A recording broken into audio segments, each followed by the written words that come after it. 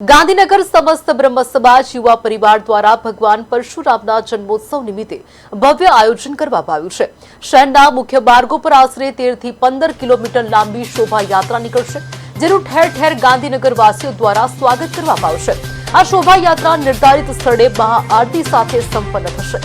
ઉત્સવના વિશેષ આકર્ષણ તરીકે રાત્રિના સમયે ભવ્ય લોક ડાયરાનું આયોજન કરાયું છે, જેમાં ગુજરાતના પ્રખ્યાત કલાકારો રાજભા ગઢવી અને મયુર દવે સુરની સરવાણી વહેવડાવવાની શ્રોતાઓને મંત્રમુગ્ધ કરશે।